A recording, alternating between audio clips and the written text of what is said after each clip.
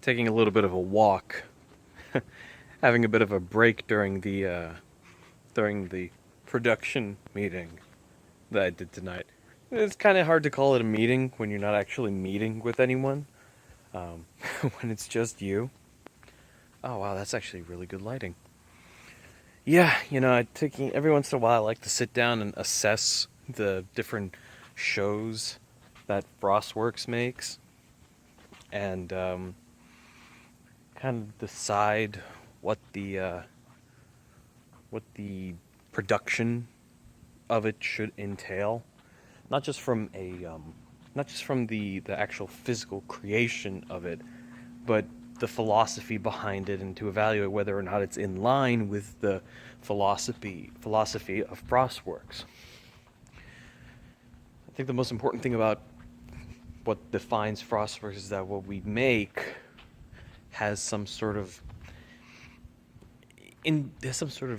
intellectual value. That's what we kind of strive for. That's what I strive for. And I think that's kind of what I'd like to have set the media that Frostworks makes apart from a lot of other YouTubers. And I was just thinking about the video game live streaming show that I do every week, Victor Plays. Now, it's been a tremendous amount of progress Victor Plays has made since how it began. Used to be a very produced show that happened, maybe 3 or 4 times a year. Everything was pre-recorded. It just, got uploaded, and thankfully, due to, better hardware, graphics components and such, and more practice and more experience, it was able to be turned into a live streaming show with decent enough production value, that it could be done handily. Now, when I started live streaming it, it was to do live streaming Undertale, to finally get that done. And the fact that I can live stream it without having to the fact that I can do the show without having to go and edit it means that the show is a lot more likely to happen. In fact, I'm having a little bit of an issue with Friday Night Party Line right now. Friday Night Party Line Acceptable Devices, that we go and we record the show, and we live stream the show while we record it, but then I never go back and actually edit down the high quality podcast version. Where's my keys? And obviously that's a bit of an issue, considering that the show is ostensibly predominantly a podcast.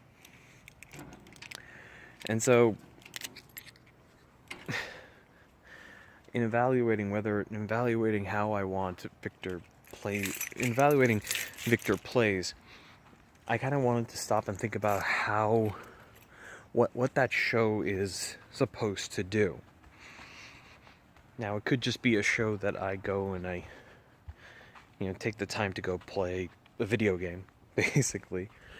But there's been a little bit of a lack of satisfaction in playing the games, mostly because I like to play different kinds of games, and I have a lot of different games that I can play. I have a Steam library this long, and like lots of us do.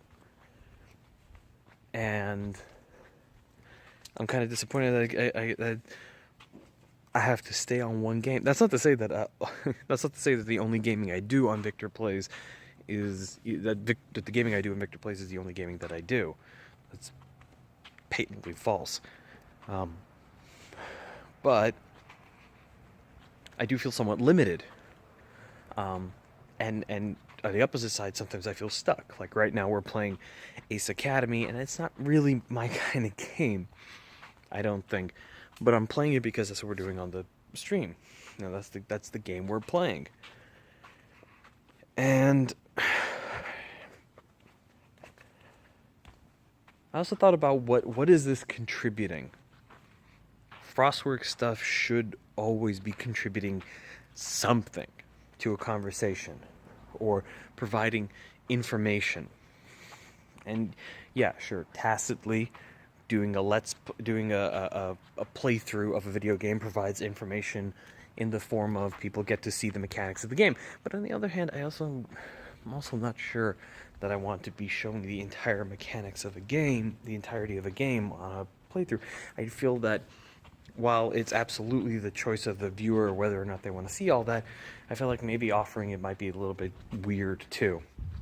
So I've been sitting down over the past couple of hours and just sort of deciding what I want Frostworks to be. Hold on a second. That is the studio right there. I've got a bunch of the lights turned on right now while I'm working. It's almost 3 o'clock in the morning.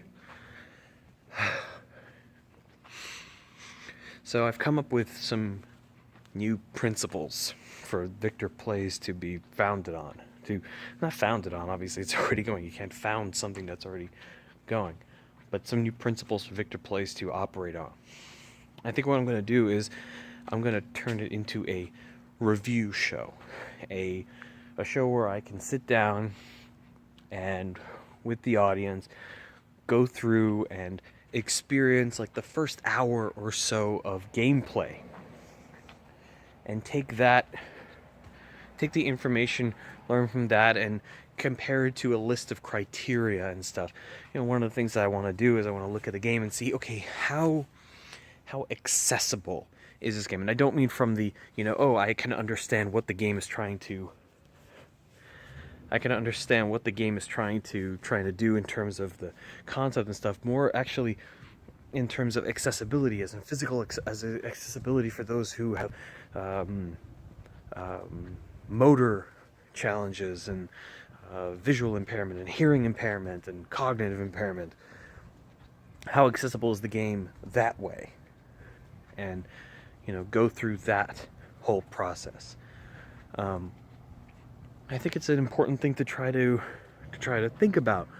So I've come up with a list of criteria, and I'm hoping that this will let me take Victor Plays in a more